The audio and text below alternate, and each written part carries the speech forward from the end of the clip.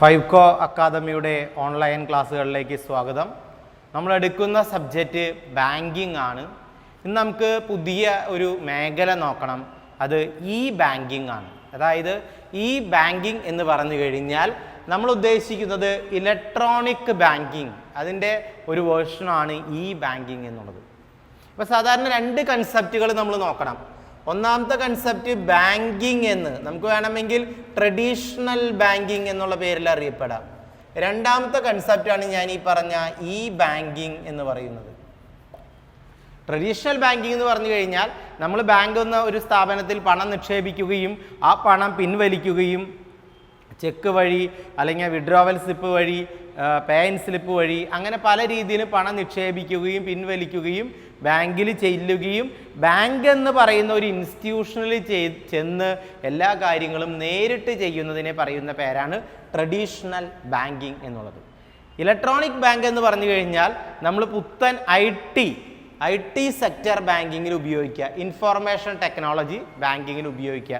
നമുക്ക് online banking എന്നോ mobile banking എന്നോ അല്ലെങ്കിൽ ഇലക്ട്രോണിക് ബാങ്കിങ് എന്നോ ഇ ബിസിനസ് എന്നോ അങ്ങനെ പല രീതിയിലും ഈ പറയുന്ന ബാങ്കിങ് സംവിധാനത്തെ അറിയപ്പെടാം എന്നുള്ളതാണ്. ഇപ്പം നമുക്കറിയാം നമ്മുടെ രാജ്യത്ത് നടക്കുന്നതൊക്കെ ഇ ബാങ്കിങ് ആണ്. നമുക്ക് മൊബൈൽ വഴി മെസ്സേജ് വരുന്നു, മൊബൈൽ വഴി ഫണ്ട് ട്രാൻസ്ഫർ ചെയ്യാൻ സാധിക്കും, നമുക്ക് ഇ ചെക്ക് സബ്മിറ്റ് ചെയ്യാനായിട്ട് സാധിക്കും.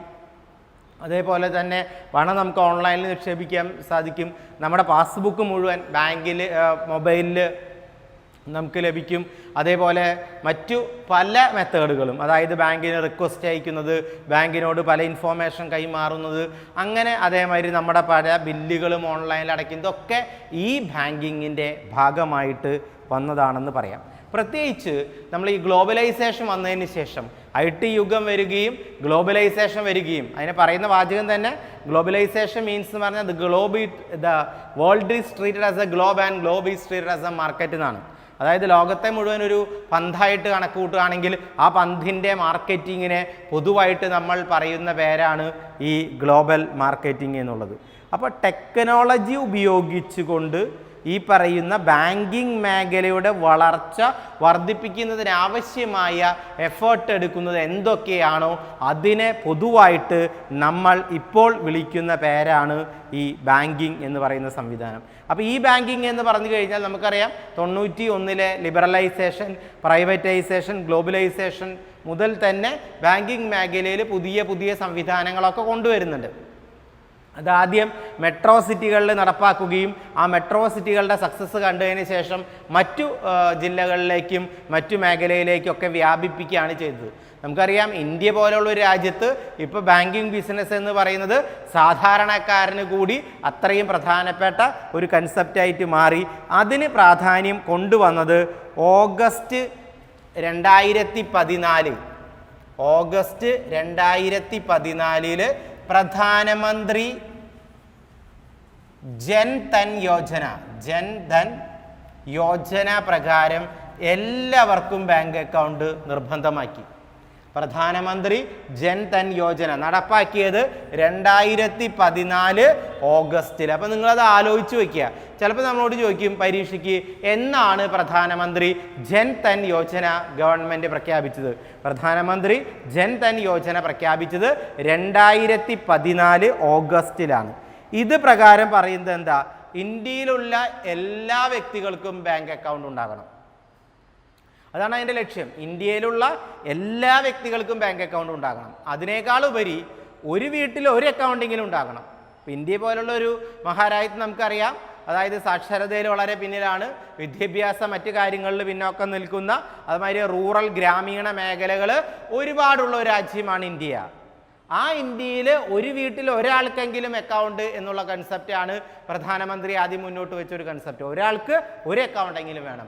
ഇപ്പം അങ്ങനെയല്ല പറയുന്നത്, ഒരു വീട്ടിലുള്ള എല്ലാവർക്കും അക്കൗണ്ട് ഉണ്ടാക്കണം. അതായത് സർക്കാരിതര എല്ലാ ഫണ്ടുകളുടെയും മുഴുവൻ പ്രവർത്തനങ്ങളും ബാങ്ക് വഴി നടത്താനായിട്ടേ പാടുള്ളൂ. അതിനുവേണ്ടി 2014 ഓഗസ്റ്റിലാണ് പ്രധാനമന്ത്രി ജൻ ധൻ യോജന പ്രകാരമുള്ള അക്കൗണ്ടിങ് ട്രാൻസാക്ഷൻ ആരംഭിച്ചത്.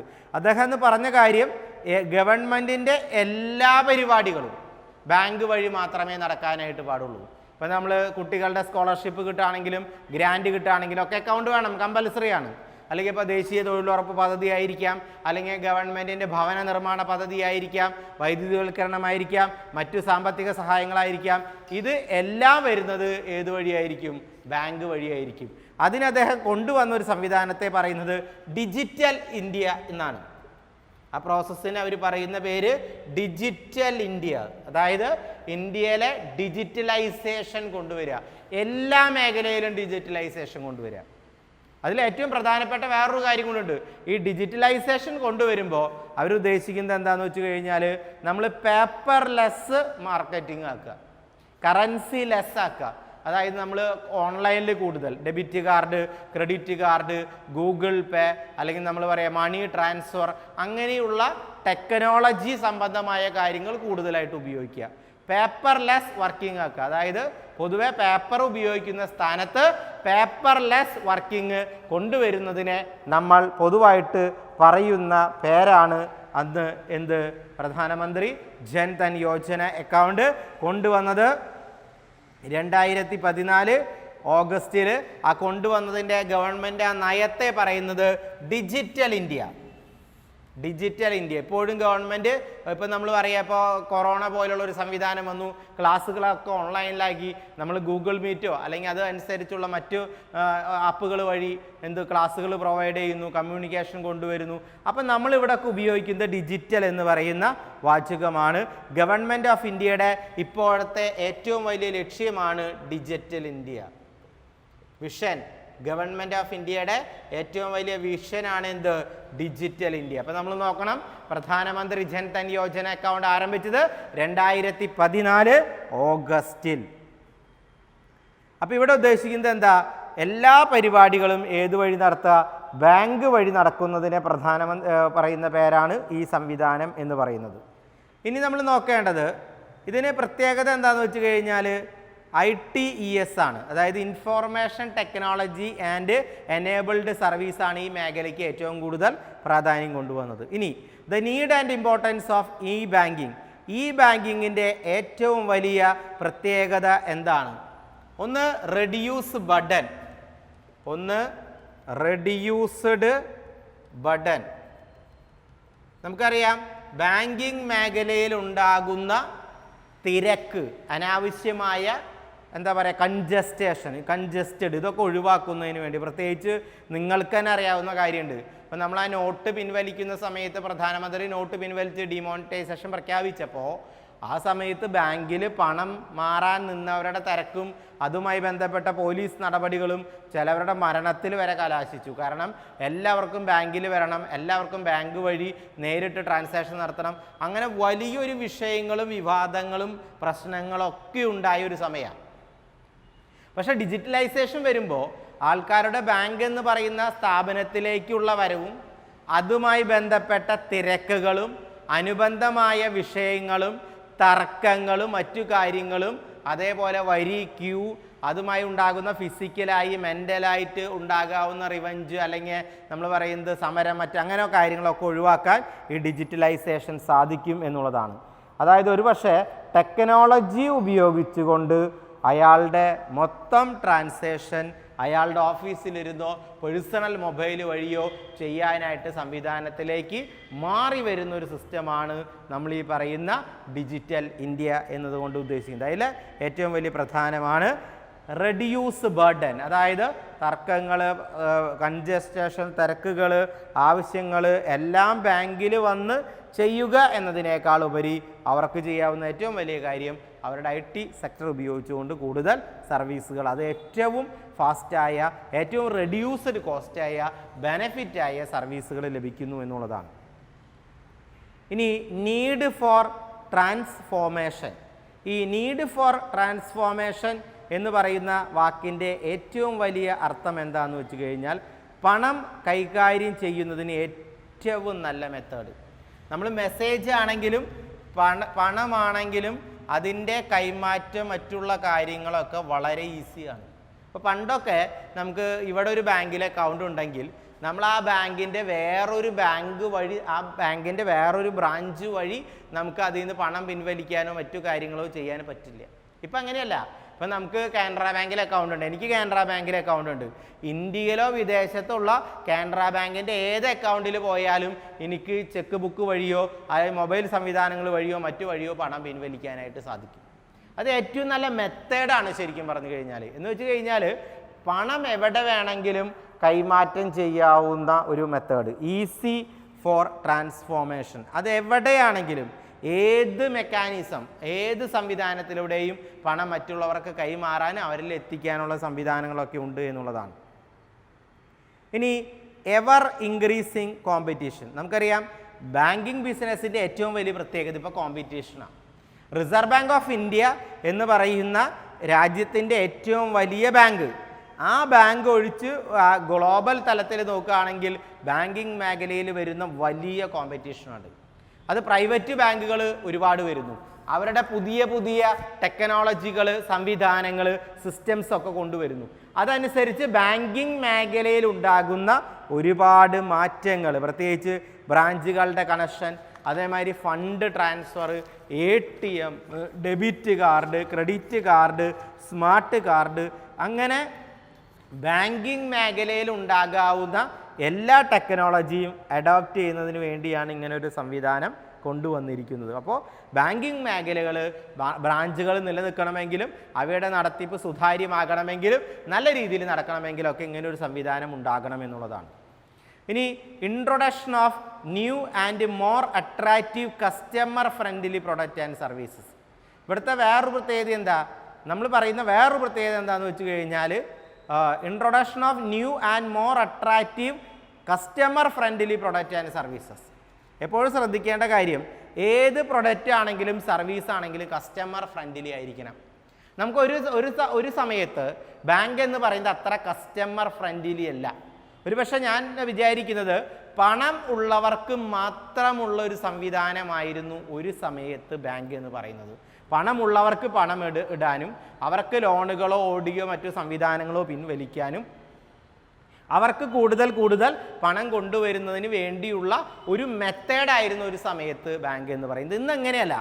ബാങ്കിങ് എന്ന് പറഞ്ഞാൽ നമ്മുടെ രാജ്യത്ത് എല്ലാവരും ഇപ്പോൾ ബാങ്കിങ് ഉപയോഗിക്കുന്നുണ്ട്.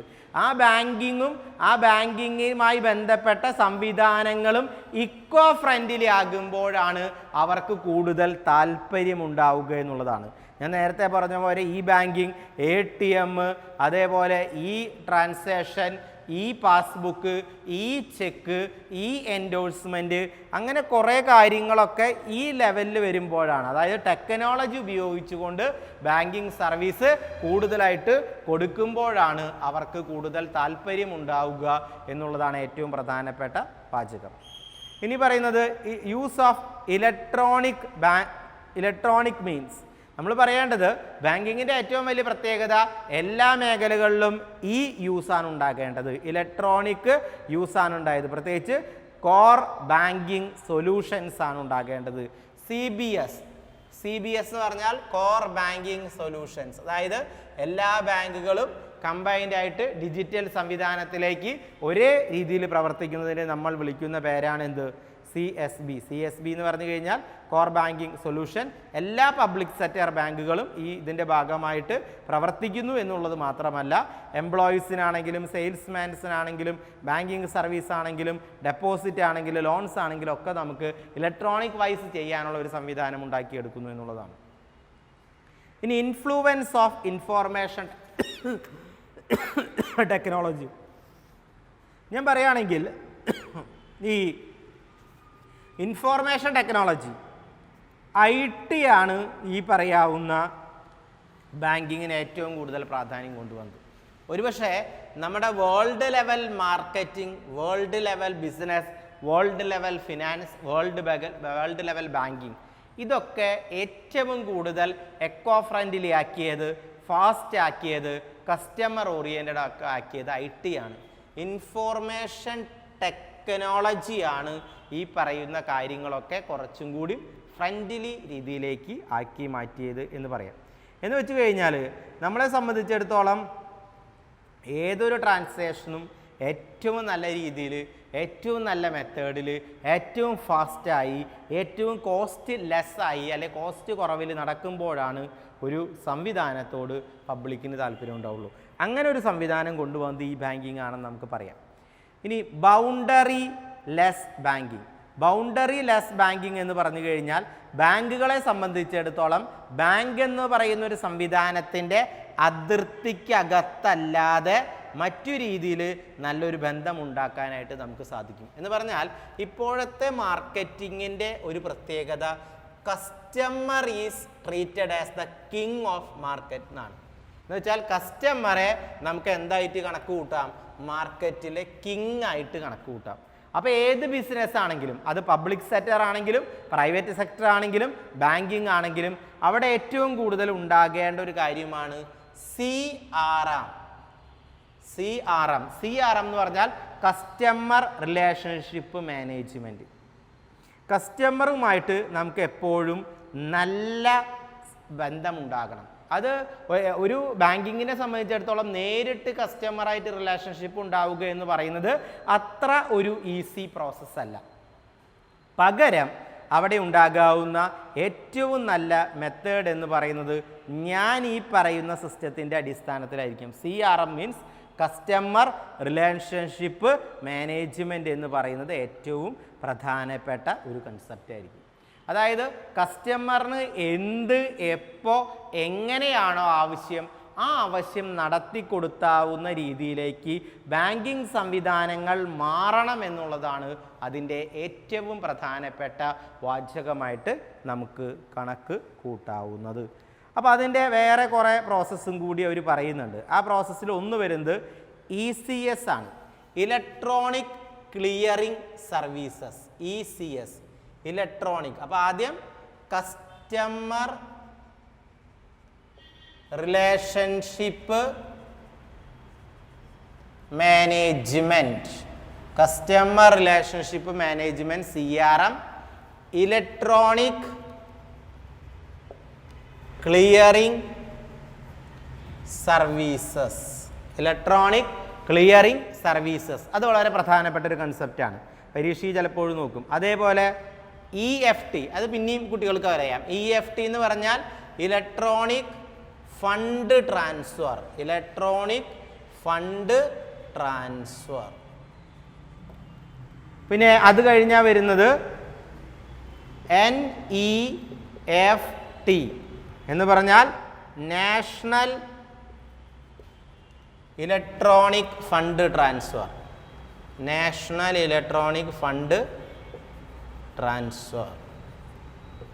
National electronic fund transfer. അപ്പോൾ ഇത്രയും കാര്യങ്ങൾ ഈ പറയുന്ന ബാങ്കുമായിട്ടുള്ള നല്ല റിലേഷൻഷിപ്പാണ്. ഒന്ന് വേണ്ടത് കസ്റ്റമറും ബാങ്കും തമ്മിൽ CRM ഉണ്ടാകണം, കസ്റ്റമർ റിലേഷൻഷിപ്പ് മാനേജ്മെൻറ്റ് ഉണ്ടാകണം.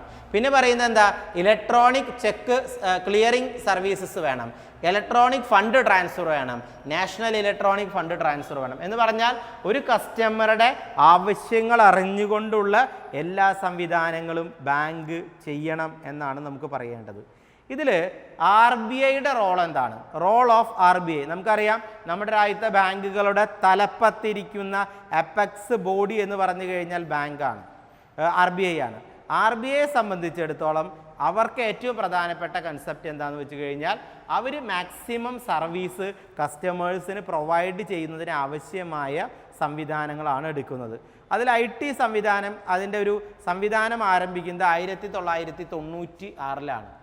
1996-ലാണ് ബാങ്കിങ്ങിൻ്റെ പുതിയ സംവിധാനത്തിലേക്ക് എന്ത് വരുന്നത്? RBI അവരുടെ പ്രവർത്തനങ്ങൾ ആരംഭിക്കുന്നത്. അന്ന് അതിന് പറഞ്ഞിരുന്ന പേര് IDBRT എന്നായിരുന്നു. ആ സംവിധാനത്തെ പറഞ്ഞിരുന്ന പേര് IDBRT ആയിരുന്നു. എന്ന് പറഞ്ഞു കഴിഞ്ഞാൽ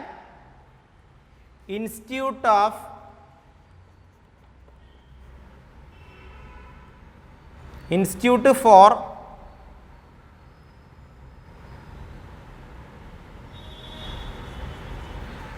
research and development in banking technology എന്ന് വെച്ച് കഴിഞ്ഞാൽ 1996 ബാങ്കിങ് മേഖലയിലെ IT സെക്ടർ സംവിധാനത്തോടു കൂടി പുതിയ പുതിയ സംവിധാനങ്ങളും ടെക്നോളജിയും കൊണ്ടുവരാനായിട്ട് ഗവൺമെൻറ് ശ്രമിച്ചു എന്നുള്ളതാണ്. അതിനുവേണ്ടി കൊണ്ടുവന്ന സംവിധാനത്തെ പറയുന്ന പേരാണ് IDRBT, institute for research and development of banking technology. അതായത് ബാങ്കിങ് മേഖലയിൽ IT ഉൾപ്പെടെയുള്ള ടെക്നോളജി ഉപയോഗിച്ചുകൊണ്ട് കൂടുതൽ സംവിധാനങ്ങൾ ചെയ്യുന്നതിന് വേണ്ടി കൊണ്ടുവന്ന സംവിധാനത്തെ പറയുന്ന പേരാണ് IDRBT. അതേപോലെ ഗവൺമെൻറ് കൊണ്ടുവന്ന വേറൊരു സംവിധാനമാണ് 1996 ആ സംവിധാനം കൊണ്ടുവന്നത്. അതുകൂടാതെ വേറൊരു സംവിധാനം കൂടി അന്ന് റിസർവ് ബാങ്ക് ഓഫ് ഇന്ത്യ നടപ്പാക്കിയിരുന്നു. ആ സംവിധാനത്തെക്കുറിച്ചും കൂടി നമുക്കറിയണം. ആ സംവിധാനത്തെ പറയുന്ന പേര് ഇൻഫിനിറ്റ് എന്നാണ്.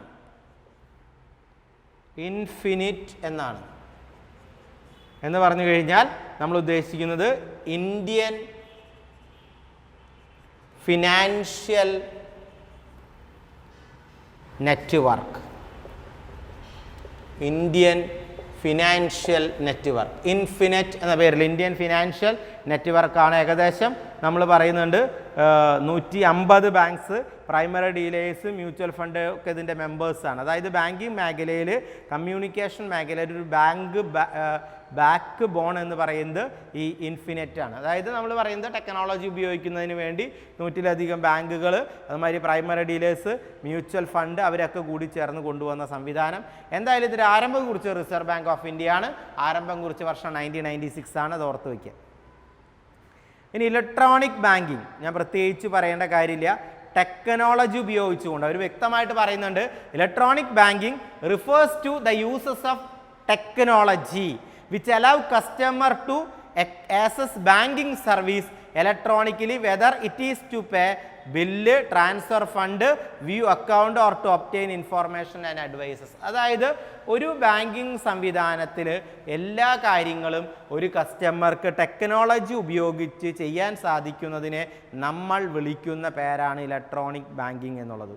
അത് payment, cash, check, demand draft, credit card, debit card, അങ്ങനെ മണി ട്രാൻസ്ഫർ, ഗൂഗിൾ പേ ഉൾപ്പെടെ എല്ലാ കാര്യങ്ങളും ഈ ഇലക്ട്രോണിക് പേയ്മെൻറ്റിൻ്റെ ഭാഗമായിട്ട് വരുന്നത്. ഇതിൻ്റെ പ്രത്യേകത എന്താണെന്ന് വെച്ച് കഴിഞ്ഞാൽ we have to eliminate the paper based transaction. ഇതിൻ്റെ ഏറ്റവും വലിയ ലക്ഷ്യം എന്താ?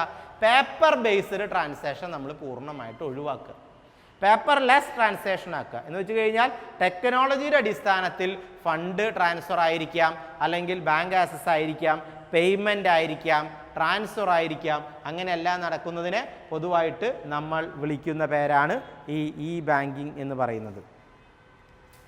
അതിൽ ഡൈമെൻഷൻസ് ഒക്കെ പറയുന്നുണ്ട്.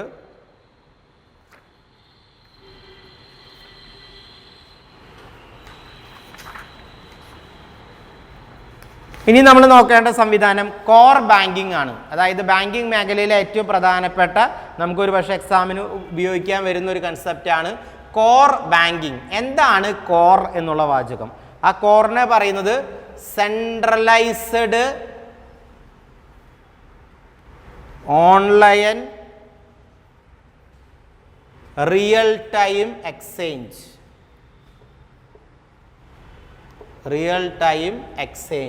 അപ്പം നമുക്ക് എന്തെങ്കിലും കാരണവശാൽ പരീക്ഷയ്ക്ക് ചോദിക്കുകയാണ് എന്താണ് കോർ ബാങ്കിൻ്റെ എക്സ്പാൻഷൻ എന്ന് ചോദിച്ചു കഴിഞ്ഞാൽ, കോർ ബാങ്കിൻ്റെ എക്സ്പാൻഷൻ ഇതാണ്, centralised online real time exchange. അപ്പോൾ കറക്റ്റായി, സെൻട്രലൈസ്ഡിൻ്റെ C വന്നു, ഓൺലൈൻ്റെ O വന്നു, റിയലിൻ്റെ R വന്നു, എക്സ്ചേഞ്ചിൻ്റെ E വന്നു. അതാണ് കോർ ബാങ്കിങ് എന്ന് പറഞ്ഞു കഴിഞ്ഞാൽ. പരീക്ഷയിൽ നമുക്ക് ചോദിക്കാം. ഇപ്പോൾ നമ്മുടെ രാജ്യത്തുള്ള ഒരുവിധം പബ്ലിക് സെക്ടർ ബാങ്കുകളൊക്കെ ഈ കോർ ബാങ്കിങ് സംവിധാനത്തിലൂടെ പ്രവർത്തിക്കുന്നതാണ്. അതുവഴിയാണ്, അതായത് ഒരു ബാങ്കിൽ നിന്ന് ഫണ്ട് ട്രാൻസ്ഫർ ചെയ്യാനോ, ഫണ്ട് റിസീവ് ചെയ്യാനോ, ഫണ്ട് കൊടുക്കാനോ, ചെക്ക് കൊടുക്കാനോ ഒന്നും നമുക്കിപ്പോൾ അത്ര ബുദ്ധിമുട്ടുള്ള ഒരു സമയമല്ല.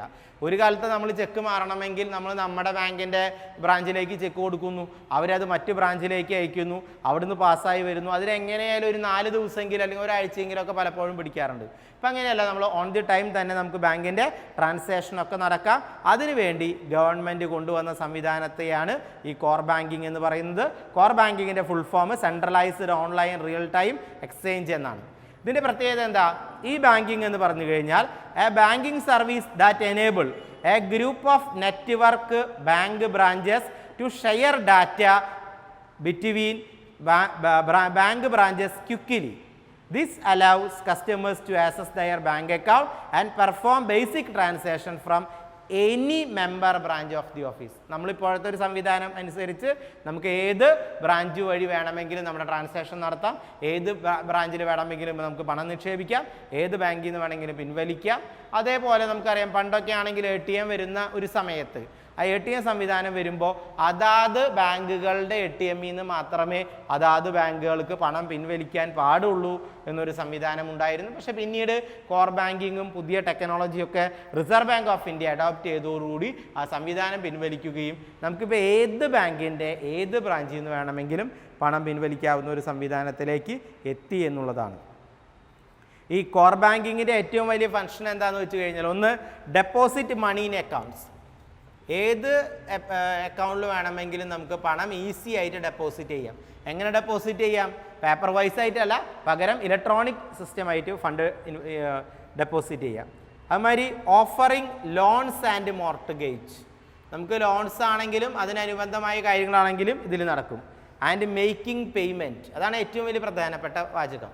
നമ്മൾ എന്തെങ്കിലും പേയ്മെൻറ്റ് നടത്തണമെങ്കിൽ ആ പേയ്മെൻറ്റിന് നമുക്ക് ഈ പറയുന്ന സംവിധാനത്തെ ഉപയോഗിക്കാം. പണ്ടാണെങ്കിൽ നമ്മൾ പേയ്മെൻ്റ് ആണെങ്കിൽ ബാങ്കിൽ നിന്ന് പൈസ എടുക്കണം, ആ പൈസ കൊടുക്കണം, അല്ലെങ്കിൽ ചെക്ക് കൊടുക്കണം. ഇപ്പം അങ്ങനെ വേണ്ട, ഗൂഗിൾ പേ, മണി ട്രാൻസ്ഫർ, ഫണ്ട് ട്രാൻസ്ഫർ എന്ന് പറഞ്ഞു കഴിഞ്ഞാൽ ഒരുപാട് ഇലക്ട്രോണിക് സംവിധാനങ്ങളുണ്ട്.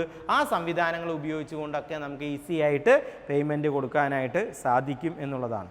അപ്പോൾ ഇൻ്റർനെറ്റ് സംവിധാനങ്ങൾ കൂടുതലായിട്ട് ഈ ബാങ്കിങ്ങിൽ ഉപയോഗിച്ചു എന്നുള്ളതാണ്. നമുക്ക് centralised online real time exchange എന്നാണ് ആ ബാങ്കിങ് സംവിധാനത്തെ, കോർ ബാങ്കിങ്ങിനെ പൊതുവായിട്ട് നമ്മൾ പറയുന്ന കൺസെപ്റ്റ്. അത് ഓർത്ത് വയ്ക്കാം. ഇനി കോർ ബാങ്കിങ്ങുമായി ബന്ധപ്പെട്ട ചില സംവിധാനങ്ങൾ നമുക്ക് നോക്കണം. കോർ ബാങ്കിങ്ങിൻ്റെ കമ്പോണൻസ് ഓഫ് കോർ ബാങ്കിങ്. നമ്മൾ കോർ ബാങ്കിങ്ങിൽ ഉപയോഗിക്കുന്ന കമ്പോണൻസ് എന്താണെന്ന് നമ്മൾ പ്രധാനപ്പെട്ടതായിട്ട് പറയണം. ഒന്ന്, ഇൻട്രസ്റ്റ് കാൽക്കുലേഷൻ.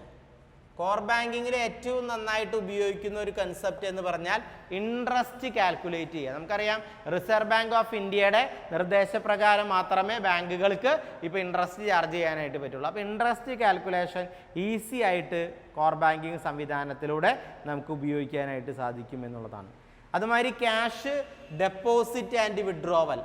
പണം ഡെപ്പോസിറ്റ് ചെയ്യാനും പിൻവലിക്കാനും കോർ ബാങ്കിങ് സംവിധാനം കുറച്ചും കൂടി ഇമ്പോർട്ടൻസ് ആണ്. പണം ഇൻവെസ്റ്റ് ചെയ്യാനും ഡെപ്പോസിറ്റ് ചെയ്യാനും പിൻവലിക്കാനും. അതേപോലെ നമ്മൾ പറയുന്നത് incoming and outgoing remittance. Incoming and outgoing remittance. Incoming and outgoing remittance, cheque remittance ഒക്കെ ഈ പറയുന്ന സംവിധാനത്തിലൂടെ സാധിക്കുന്നു. പിന്നെ പറയുന്നത് CS ആണ്, കസ്റ്റമർ മാനേജ്മെൻറ്റ്, അല്ലെങ്കിൽ CRM എന്ന് പറയാം, കസ്റ്റമർ റിലേഷൻഷിപ്പ് മാനേജ്മെൻറ്റ്. കസ്റ്റമേഴ്സായിട്ട് ബന്ധപ്പെട്ട ഏറ്റവും നല്ല മാനേജ്മെൻറ്റ് സൗകര്യങ്ങൾ ചെയ്തു കൊടുക്കാനായിട്ട് സാധിക്കുന്നു.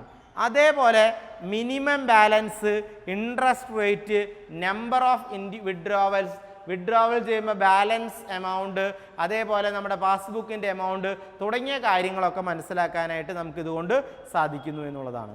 അതുമാതിരി interest rate definition, customers standing instruction, maintaining record of all financial transaction, ഇങ്ങനെ കുറേ കാര്യങ്ങൾ കസ്റ്റംസുമായി ബന്ധപ്പെട്ട് നിൽക്കും. ഒന്ന് ഇൻട്രസ്റ്റ് റേറ്റ് കാൽക്കുലേഷൻ ഡെഫിനിഷൻ, രണ്ട് കസ്റ്റമേഴ്സ് സ്റ്റാൻഡിംഗ് ഇൻസ്ട്രക്ഷൻ. നമുക്കറിയാം പലപ്പോഴും ബാങ്ക് എന്ന് പറയുന്ന ഒരു കസ്റ്റമറുടെ ഏജൻ്റായിട്ട് വർക്ക് ചെയ്യാറുണ്ട്.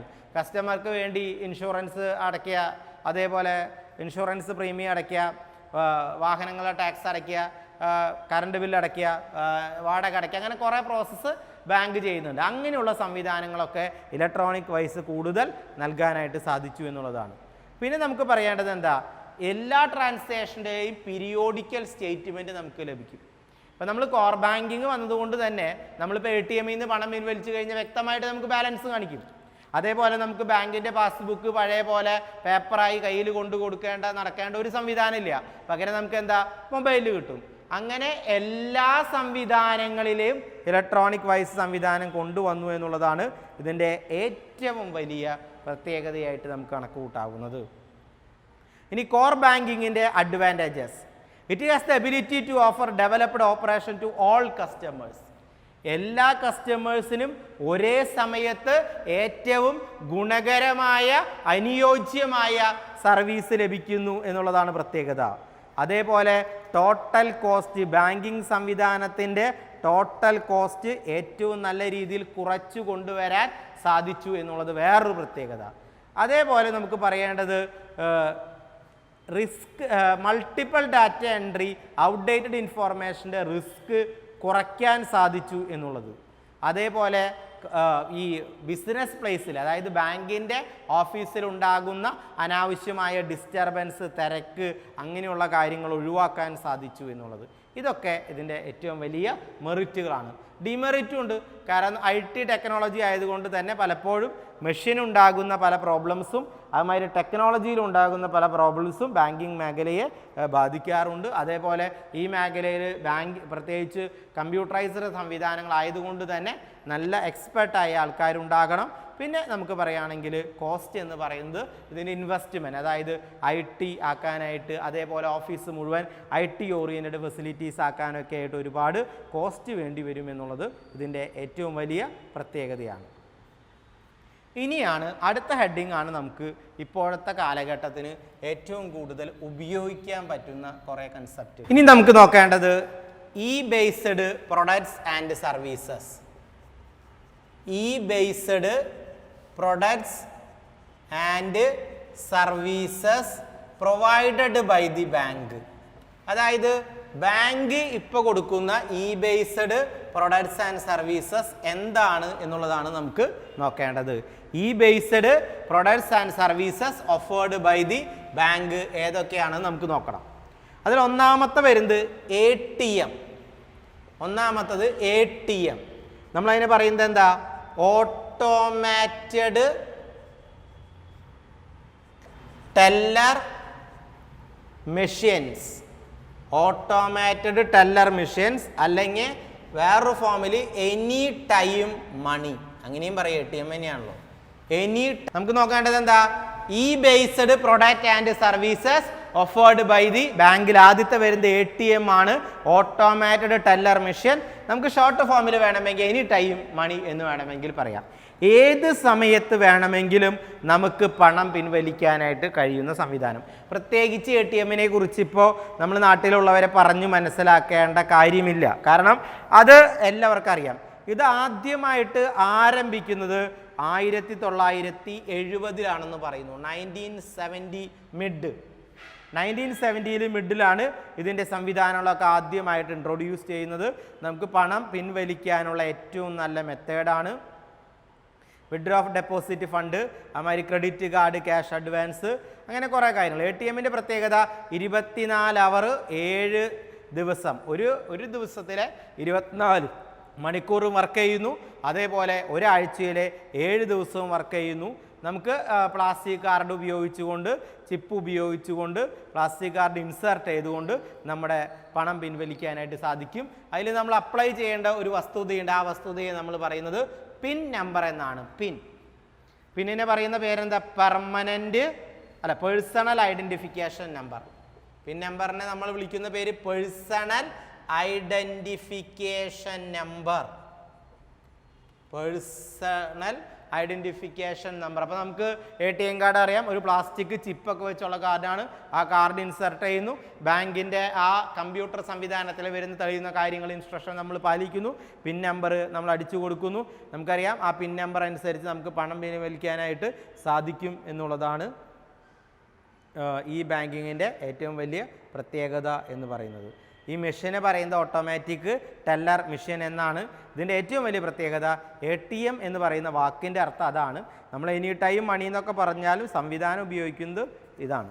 ഇപ്പോൾ ATMകൾ പണം പിൻവലിക്കാനുള്ള മെഷീനുകൾ മാത്രമല്ല, അതിനോടൊപ്പം തന്നെ പണം ഇടാനുള്ള മെഷീനുകൾ കൂടി, ഇപ്പോൾ ഡെപ്പോസിറ്റ് ചെയ്യാനുള്ള മെഷീനുകൾ കൂടി ഗവൺമെൻറ് കൊണ്ടുവന്നിട്ടുണ്ട് എന്നുള്ളത് ഏറ്റവും വലിയ പ്രത്യേകതയാണ്. ATM ഫെസിലിറ്റിയുടെ പ്രത്യേകത എന്താണെന്ന് വെച്ച് കഴിഞ്ഞാൽ a card holder is able to withdraw money from various account. ഒരു കാർഡ് ഹോൾഡർക്ക് അയാളുടെ അക്കൗണ്ടിൽ നിന്ന് പണം പിൻവലിക്കാനുള്ള ഏറ്റവും നല്ല മെത്തേഡാണ് ഇതിൻ്റെ പ്രത്യേകത എന്ന് പറയുന്നത്. അതേപോലെ ലേറ്റസ്റ്റ് അപ്ഡേറ്റ് ഇൻഫോർമേഷൻ അയാളുടെ അക്കൗണ്ടുമായി ബന്ധപ്പെട്ട്, ക്യാഷുമായി ബന്ധപ്പെട്ട് നമുക്ക് അറിയാനായിട്ട് സാധിക്കുന്നു എന്നുള്ളതാണ് അതേപോലെ നമുക്ക് പറയേണ്ടത് ഫണ്ട് ട്രാൻസ്ഫറിങ്, 2 അക്കൗണ്ടുകളുടെ ഫണ്ട് ട്രാൻസ്ഫറിങ് ഈസി ആയിട്ട് നടക്കുന്നു എന്നുള്ളതാണ്. അതേപോലെ ഡെപ്പോസിറ്റ് ഈസി ആയിട്ട് നടക്കുന്നു എന്നാണ്. ലോണിൻ്റെ പേയ്മെൻറ്റ് ഈസി ആയിട്ട് നടക്കുന്നു. അതേപോലെ ഇലക്ട്രിസിറ്റി, വാട്ടർ, ഹോം, മറ്റു ബില്ലുകളൊക്കെ പേയ്മെൻറ്റ് ഈസി ആയിട്ട് നടക്കുന്നു. പിന്നെ നമുക്ക് പറയേണ്ടത് customer printed transaction. Customer printed transaction എന്ന് വെച്ച് കഴിഞ്ഞാൽ നമുക്ക് ഏത് വഴി വേണമെങ്കിലും ഇപ്പോൾ ഈ പറയാവുന്ന ഈ സംവിധാനങ്ങൾ ഉപയോഗിച്ചുകൊണ്ട് നമുക്ക് എന്ത് ചെയ്യാനായിട്ട് സാധിക്കും? ഇപ്പോൾ ഡിജിറ്റൽ ലെവലിൽ തന്നെ പാസ്ബുക്കിൻ്റെ കാര്യങ്ങൾ അറിയാനൊക്കെ സാധിക്കും. ഇനി ATM കഴിഞ്ഞാൽ പിന്നെ ഇതിൻ്റെ ഭാഗമായിട്ട് വരുന്നത് ക്രെഡിറ്റ് കാർഡ് എന്ന് പറയുന്ന സംവിധാനമാണ്. ക്രെഡിറ്റ് കാർഡ് എന്താ? ക്രെഡിറ്റ് കാർഡ് എന്ന് പറഞ്ഞു കഴിഞ്ഞാൽ, ക്രെഡിറ്റ് കാർഡ് എന്ന് പറഞ്ഞു കഴിഞ്ഞാൽ ഷോപ്പിങ്ങിന് വേണ്ടി ബാങ്ക് കൊടുക്കുന്ന കാർഡിനെ നമ്മൾ വിളിക്കുന്ന പേരാണ് ക്രെഡിറ്റ് കാർഡ്. അതായത് ബാങ്ക് ATM ന്ന് പിൻവലിക്കാവുന്ന എമൗണ്ട് ഇപ്പോൾ ഏകദേശം എനിക്ക് തോന്നുന്നു 30,000 രൂപ ഒരു തവണ പിൻവലിക്കാന്നാണ് തോന്നുന്നത്. ഏകദേശം 30,000 രൂപ വരെ ഒറ്റ തവണയായിട്ട് പിൻവലിക്കുക എന്നാണ് എനിക്ക് തോന്നുന്നത്. പക്ഷേ എനിക്ക് തോന്നുന്നു 10,000 കഴിഞ്ഞാൽ OTP വരും മൊബൈലിൽ. ആ OTP അടിച്ചു കൊടുത്തതിന് ശേഷം മാത്രമേ പൈസ കിട്ടുള്ളൂ. അത് നിങ്ങൾക്കറിയാം, ഞാൻ ജസ്റ്റ് പറഞ്ഞു മാത്രം. ക്രെഡിറ്റ് കാർഡ് എന്ന് പറഞ്ഞു കഴിഞ്ഞാൽ ഷോപ്പിങ്ങിന് വേണ്ടി ബാങ്ക് നൽകുന്ന താൽക്കാലിക പണത്തിൻ്റെ അറേഞ്ച്മെൻറ്റിനെ നമ്മൾ പറയുന്ന പേരാണ് ക്രെഡിറ്റ് കാർഡ് എന്ന് പറഞ്ഞു കഴിഞ്ഞാൽ. അത് ബാങ്കിങ്ങിന് വേണ്ടി മാത്രം ബാങ്ക് തരുന്നതാണ്, നമുക്ക് ഷോപ്പിങ്ങിന് വേണ്ടി മാത്രം. അപ്പോൾ ആ ഷോപ്പിങ്ങിന് പറഞ്ഞിരിക്കുന്ന ലിമിറ്റ് അനുസരിച്ചുള്ള പണം നമുക്ക് വളരെ വ്യക്തമായി ഭംഗിയായിട്ട് ഉപയോഗിക്കാനായിട്ട് സാധിക്കും. ഇപ്പം ഞങ്ങൾ കാനറ ബാങ്കിൽ നിന്ന് എനിക്ക് 40,000 രൂപ വരെ ക്രെഡിറ്റ് കാർഡ് ഉപയോഗിച്ച് ട്രാൻസാക്ഷൻ നടത്താനുള്ള അനുമതി ബാങ്ക് നൽകിയിട്ടുണ്ട്. 40,000 രൂപ വരെ. അതിൽ 20,000 രൂപ വരെ 50% വരെ പണമായിട്ട് പിൻവലിക്കാം, ബാക്കി 50% ഷോപ്പിംഗ് നടത്താം. അപ്പം മാർക്കറ്റിങ്ങിന് കസ്റ്റമേഴ്സിന് പണത്തിൻ്റെ ഷോർട്ട് വരുമ്പോൾ ആ ഷോർട്ട് ഒഴിവാക്കുന്നതിന് വേണ്ടി ബാങ്ക് നൽകിയിരിക്കുന്ന കാർഡിംഗ് സംവിധാനമാണ് ക്രെഡിറ്റ് കാർഡ് എന്നുള്ളത്. നമ്മൾ ATM ഉപയോഗിക്കുന്നത് ഡെബിറ്റ് കാർഡാണ്. അതെന്താ കാരണം? നമുക്ക് അക്കൗണ്ടിലുള്ള പൈസ പിൻവലിക്കുന്നതിന് വേണ്ടിയാണ് നമ്മൾ ഡെബിറ്റ് കാർഡ് ഉപയോഗിക്കുക. ക്രെഡിറ്റ് കാർഡ് ലോണാണ് ശരിക്കും. അപ്പോൾ എനിക്ക് എന്തെങ്കിലും ഒരു പർച്ചേസ് നടത്തണം, എൻ്റെ കയ്യിൽ 2,000 രൂപയേ ഉള്ളൂ, 10,000 രൂപ വേണം. അപ്പോൾ 8,000 രൂപ എടുത്ത് കിട്ടും. അതിന് ബാങ്ക് നമ്മളെ സഹായിക്കുകയാണ്. ക്രെഡിറ്റ് കാർഡ് ഉപയോഗിച്ച് എനിക്ക് 8,000 രൂപ അതിന് എടുക്കാനായിട്ട് സാധിക്കും. 8,000 രൂപ തിരിച്ചടയ്ക്കണം, അതിൻ്റെ പലിശയും കൂടി അടയ്ക്കേണ്ടി വരും എന്നുള്ളതാണ് ഏറ്റവും വലിയ പ്രത്യേകത. ഈ ക്രെഡിറ്റ് കാർഡിൻ്റെ സംവിധാനങ്ങൾ എന്താണെന്ന് വെച്ച് കഴിഞ്ഞാൽ, ഒന്ന്, credit card are generally issued by the bank. ബാങ്കാണ് സാധാരണ രീതിയിൽ കാർഡ് ഇഷ്യൂ ചെയ്യുക. ഇതിന് എന്തൊക്കെയുണ്ട്? Admission fees, annual fees, service charge, interest charge ഒക്കെ ബാങ്ക് ഈടാക്കും കാർഡ് ഇഷ്യൂ ചെയ്യുന്നതിന്. ഇനി കാർഡ് ഹോൾഡർ എന്ന് വെച്ചാൽ ആരാണോ ഈ കാർഡ് ഉപയോഗിക്കുന്ന ആൾ, ഈ കാർഡ് ഉപയോഗിച്ച് പണം ഗുഡ്സും ക്യാഷും സർവീസുകളൊക്കെ കൈകാര്യം ചെയ്യുന്ന വ്യക്തിയെ പറയുന്ന പേരാണ് കാർഡ് ഹോൾഡർ എന്ന് പറയുന്നത്. അയാൾ അതിന് വ്യക്തമായ പേയ്മെൻറ്റും മറ്റുള്ള കാര്യങ്ങളൊക്കെ നടത്തിയിരിക്കണം എന്നാണ്. ഇനി the merchant or service providers. ഈ കാർഡ് ഉപയോഗിച്ച് നമ്മൾ പറയുന്നത് എന്താ? ഈ എല്ലാവരും ഈ കാർഡ് ഉപയോഗിക്കില്ലേ, അതാണ്. ചില ബിസിനസ് സ്ഥാപനങ്ങൾ മാത്രമേ കാർഡ് ഉപയോഗിക്കുള്ളൂ. അതായത് ബാങ്കിങ് സംവിധാനത്തിലേക്ക്, ഇലക്ട്രോണിക് സംവിധാനത്തിലേക്ക്, ഇലക്ട്രോണിക് ഫണ്ട് സംവിധാനത്തിലേക്ക് പ്രവർത്തിക്കുന്നവർ മാത്രമേ ഈ കാർഡ് ഉപയോഗിക്കാറുള്ളൂ. സാധാരണ ഇപ്പോൾ നമ്മളൊരു ചെറിയ ഷോപ്പിൽ പോയി കഴിഞ്ഞാൽ അയാൾ ചിലപ്പോൾ കാർഡ് എന്നൊക്കെ പറഞ്ഞു കഴിഞ്ഞാൽ നമ്മളോട് അത്ര വലിയ ഇഷ്ടമൊന്നും കാണിക്കില്ല. പക്ഷേ നമ്മൾ വലിയ ഇപ്പോൾ കല്യാണോ അല്ലെങ്കിൽ ജോസ്കോയോ ആലൂക്കാസോ അല്ലെങ്കിൽ ബോബി ചെമ്മണ്ണൂർ അങ്ങനെ വലിയ സ്ഥാപനങ്ങളിലൊക്കെ പോയി കഴിഞ്ഞാൽ നമുക്ക് ഈ കാർഡ് ഉപയോഗിച്ച് ട്രാൻസാക്ഷനൊക്കെ നടത്താനായിട്ട് സാധിക്കും. അപ്പോൾ കാർഡ് ഇഷ്യൂവർ എന്ന് വെച്ചാൽ ബാങ്ക്, കാർഡ് ഹോൾഡർ എന്ന് വെച്ചാൽ account holder, the merchant or service providers എന്ന് പറഞ്ഞാൽ the person who give goods and services on the base of this കാർഡാണ് നമ്മൾ ഉദ്ദേശിക്കുന്നത്. അതിൽ സാധാരണ രീതിയിൽ കാർഡിൻ്റെ ലിമിറ്റാണ് ഒരു പ്രത്യേക ഫീസ്. ഈ കാർഡിൻ്റെ ലിമിറ്റ് എന്ന് പറഞ്ഞു കഴിഞ്ഞാൽ നമുക്ക് എത്രയാണ് ലിമിറ്റ് എന്നൊന്നും പറയാൻ പറ്റില്ല. ഓരോരുത്തരും ചെയ്യുന്ന ബാങ്കിങ് ട്രാൻസാക്ഷൻ, അവൻ്റെ വരുമാനം, അവൻ്റെ മറ്റ് അനുബന്ധമായ കാര്യങ്ങൾ നോക്കിയതിന് ശേഷം മാത്രമേ നമുക്കിത് ചെയ്യാനായിട്ട് സാധിക്കുള്ളൂ. 2 ആനുവൽ ഫീസാണ് സാധാരണ രീതിയിൽ ഇങ്ങനെ ക്രെഡിറ്റ് കാർഡും മറ്റുള്ള കാര്യങ്ങളൊക്കെ ഉപയോഗിക്കുന്നതിന് ബാങ്ക് എന്ത് ചെയ്യും? ആദ്യ വർഷം ഒരു വലിയ എമൗണ്ട് ഇനീഷ്യൽ ഫീസായിട്ട് എടുക്കുകയും പിന്നത്തെ വർഷം റിന്യൂവൽ ഫീസ് പോലെ ലോവർ എമൗണ്ട് കൈകാര്യം ചെയ്യുകയും ചെയ്യും. പിന്നെ റിവോൾവിംഗ് ലൈൻ ഓഫ് ക്രെഡിറ്റ്. സാധാരണ രീതിയിൽ ഈ ക്രെഡിറ്റ് റീപേ ചെയ്യാനൊരു സമയമുണ്ട്. ആ റീപേ ചെയ്ത് സമയത്തിനുള്ള റീപേയ്മെൻറ്റ് നടത്തില്ലെങ്കിൽ പിന്നെ ആ കാർഡ് വർക്കിംഗ് ആകില്ല. ഞാൻ പറഞ്ഞല്ലോ, അപ്പോൾ ഏകദേശം 50% നമുക്ക് കാശായിട്ട് പിൻവലിക്കുക എന്നാണ് നിയമം. ഇനി 50% അല്ലാത്തത് നമുക്ക് ഷോപ്പിങ്ങിന് വേണ്ടി ഉപയോഗിക്കാം. ആ പൈസ തിരിച്ചടയ്ക്കുന്നതിന് വ്യക്തമായൊരു ടൈം ഉണ്ടാകും. ആ ടൈമിനകത്ത് പൈസ തിരിച്ചടച്ചില്ലെങ്കിൽ പലപ്പോഴും കാർഡിൻ്റെയും മറ്റു കാര്യങ്ങളിലൊക്കെ ചില വിഷയങ്ങൾ ഉണ്ടാകാറുണ്ട് എന്നുള്ളതാണ്. പിന്നെ ഇതിനും പേഴ്സണൽ ഐഡൻറ്റിഫിക്കേഷൻ നമ്പർ ഉണ്ട്, പിന്നുണ്ടാകും. ഇതിൻ്റെ പ്രത്യേകത പിന്നുണ്ടാകും. പിന്ന് വഴി മാത്രമേ നമുക്ക് ട്രാൻസാക്ഷൻ നടത്താൻ പറ്റുള്ളൂ. ഇനി ആർക്കെങ്കിലും വഴിയിൽ കിടന്നൊരു കാർഡൊക്കെ കിട്ടിക്കഴിഞ്ഞാൽ കാർഡ് ഉപയോഗിച്ച് ഷോപ്പിംഗ് നടത്താമെന്നൊന്നും പറഞ്ഞാൽ നടക്കില്ല. പിന്നെ ജോയിൻറ്റ് കാർഡ് ക്രെഡിറ്റ് ചില സമയത്ത് കപ്പിൾ ബേസ്ഡ് ആണെങ്കിൽ ജോയിൻറ്റ് ക്രെഡിറ്റ് ഒക്കെ അനുവദിക്കാറുമുണ്ട്. പക്ഷെ അതിലൊരാൾക്ക് അതിൻ്റെ ബോത്ത് പാർട്ടീസും റെസ്പോൺസിബിലിറ്റി ഉണ്ട്. ഇപ്പോൾ ഭാര്യയും ഭർത്താവും, സ്പൗസ്, ഭാര്യയും ഭർത്താവും കൂടി ഒരുമിച്ച് അക്കൗണ്ട് ഓപ്പൺ ചെയ്യുക, ഒരുമിച്ച് ട്രാൻസാക്ഷൻ നടത്തുക. അപ്പോൾ അങ്ങനെ ഒരുമിച്ച് അക്കൗണ്ട് ഓപ്പൺ ചെയ്യുകയും ഒരുമിച്ച് ട്രാൻസാക്ഷൻ നടത്തുകയും ചെയ്യുമ്പോൾ അതിൻ്റെ മുഴുവൻ റെസ്പോൺസിബിലിറ്റി അവർക്കായിരിക്കും. ഇനി ഡെബിറ്റ് കാർഡാണ് ഞാൻ നേരത്തെ പറഞ്ഞ ATM കാർഡുകളിലെ ഏറ്റവും കൂടുതൽ നമ്മൾ ഉപയോഗിക്കുന്നത് ഡെബിറ്റ് കാർഡാണ്.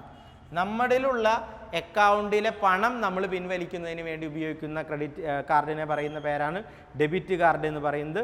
ആ ഡെബിറ്റ് കാർഡിന് എന്തുണ്ടായിരിക്കും? പിൻ നമ്പർ ഉണ്ടായിരിക്കും, പേഴ്സണൽ ഐഡൻറ്റിഫിക്കേഷൻ നമ്പർ ഉണ്ടായിരിക്കും. ഡെബിറ്റ് കാർഡ് ചിലപ്പോൾ മാസ്റ്റർ കാർഡും അല്ലെങ്കിൽ വിസ കാർഡും ആകാം. ഡെബിറ്റ് കാർഡ് എന്ന് പറയുന്നത് ചിലപ്പോൾ മാസ്റ്റർ കാർഡും അതേപോലെ വിസ കാർഡും ആയിരിക്കും എന്നുള്ളതാണ്. അത് ബാങ്കിങ് സിസ്റ്റത്തിൽ അവർ ഉപയോഗിക്കുന്ന ഒരു ടെർമിനൽ സംവിധാനത്തെ പറയുന്ന പേരാണ് മാസ്റ്റർ ആൻഡ് വിസ കാർഡ് എന്ന് പറയുന്നത്. അത് നിങ്ങളുടെ കാർഡുമേ നോക്കിയാൽ വളരെ വ്യക്തമായിട്ട് കാണാനായിട്ട് സാധിക്കും. ഇനി നമ്മൾ സാധാരണ രീതിയിൽ ഇങ്ങനെ കാർഡ് ATM വഴിയാണ് ഉപയോഗിക്കുക. ഇതിൽ 2 തരം കാർഡുകളാണ് നമ്മളൊന്ന് ഉപയോഗിക്കുക. ഒന്ന് ഡയറക്റ്റ് ഡെബിറ്റ് കാർഡ്, ഓൺലൈൻ ട്രാൻസാക്ഷന് വേണ്ടി പോയിന്റ് ഓഫ് സെയിലിന് വേണ്ടിയുള്ള കാർഡിനെ പറയുന്ന പേരാണ് ഡയറക്റ്റ് ഡെബിറ്റ് കാർഡ്. അതിന് പേഴ്സണൽ ഐഡൻറ്റിഫിക്കേഷൻ നമ്പറൊക്കെ ഉണ്ട്. 2 deferred debit card. Deferred debit card എന്ന് വെച്ച് കഴിഞ്ഞാൽ ക്രെഡിറ്റ് കാർഡ് പോലെയാണ് വിസ അല്ലെങ്കിൽ മാസ്റ്റർ ലോഗോ ഉള്ള കാർഡുകളെ നമ്മൾ വിളിക്കുന്ന പേരാണ് ഡെഫേർഡ് ഡെബിറ്റ് കാർഡ് എന്നുള്ളത്. ഇനി ഇതിൽ ഉപയോഗിക്കുന്ന മറ്റൊരു കാർഡാണ് സ്മാർട്ട് കാർഡ്.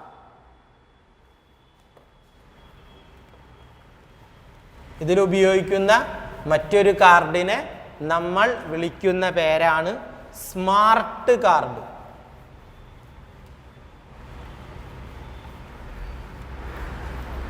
ഇതിലുപയോഗിക്കുന്ന മറ്റൊരു കാർഡിനെ നമ്മൾ പറയുന്ന പേരാണ് സ്മാർട്ട് കാർഡ്. ഈ സ്മാർട്ട് കാർഡ് എന്ന് പറഞ്ഞു കഴിഞ്ഞാൽ എന്താ അർത്ഥം? കമ്പ്യൂട്ടർ മൈക്രോചിപ്പ് ടെക്നോളജി ഉപയോഗിച്ചുകൊണ്ട് പേഴ്സണൽ ക്രെഡിറ്റ് കാർഡ്സുകളെ പൊതുവായിട്ട് നമ്മൾ പറയുന്ന പേരാണ് സ്മാർട്ട് കാർഡ് എന്നുള്ളത്. A smart card typically a type of chip card is plastic card that contain an embedded computer chip either a memory or microprocessor type that store and transact data we called as smart card എന്നാണ് വിളിക്കുക. പിന്നെ അതുമാതിരി എംചെക്ക് product എന്ന് പറയുന്ന ഒരു സംവിധാനം കൂടി നമ്മൾ ഉപയോഗിക്കുന്നുണ്ട്. എംചെക്ക് പ്രൊഡക്റ്റ് എന്ന് പറയുന്നത് ഇപ്പോൾ ബാങ്ക് നൂതനമായിട്ട് ഇൻട്രൊഡ്യൂസ് ചെയ്തൊരു സംവിധാനത്തെ പറയുന്ന പേരാണ് എംചെക്ക്. MCHQ എംചെക്ക് പ്രൊഡക്റ്റ്, അതാണ് അതിൻ്റെ അർത്ഥം. എംചെക്ക് പ്രൊഡക്റ്റ് ഇത് ബാങ്ക് പുതിയതായിട്ട് ഇൻട്രൊഡ്യൂസ് ചെയ്ത ഒരു സംവിധാനമാണ്. റീസെൻറ്റ് ഇൻട്രൊഡക്ഷൻ ആണ് ബാങ്കിങ്ങിൻ്റെ. ഇതിൻ്റെ അർത്ഥം എന്താണെന്ന് വെച്ചാൽ it is nothing but a mobile to mobile payment option. ഇതിൽ ബാങ്കിങ് ഉപയോഗിക്കുന്നത് എന്താ? Mobile to mobile payment option. Mobile to mobile payment ഓപ്ഷന് വേണ്ടി കൊണ്ടുവന്ന ഒരു സംവിധാനത്തെ നമ്മൾ പറയുന്ന പേരാണ് എംചെക്ക് പ്രൊഡക്റ്റ് എന്ന് പറയുന്ന വാചകം കൊണ്ട് ഉദ്ദേശിക്കുന്നത്. ഇതാദ്യമായിട്ട് ഇൻട്രൊഡ്യൂസ് ചെയ്തത് ജപ്പാനാണ്. നമുക്കറിയാം ഒരുവിധം ടെക്നോളജി ഒക്കെ ഇൻട്രൊഡ്യൂസ് ചെയ്യുന്നത് ജപ്പാനാണ്.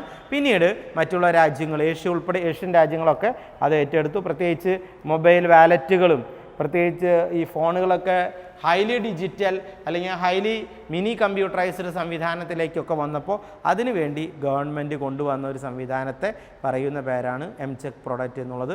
നമുക്ക് വേണമെങ്കിൽ അതിനെ മൊബൈൽ വാലറ്റ് ഉപയോഗിച്ചുകൊണ്ടെന്നൊക്കെ പറയാം. ഈ മൊബൈൽ വാലറ്റ് എന്ന് ഉദ്ദേശിക്കുന്നത് എന്താണെന്ന് വെച്ച് കഴിഞ്ഞാൽ it means that an individual can use his cell phone like a wallet the concept is gaining momentum in countries like Japan and other Asian countries. നമ്മളൊരു വാലറ്റ് പോലെ തന്നെ നമ്മുടെ മൊബൈലിന് ഉപയോഗിക്കുന്നതിന് ഇത് സാധാരണയായിട്ട് ഉപയോഗിക്കാം.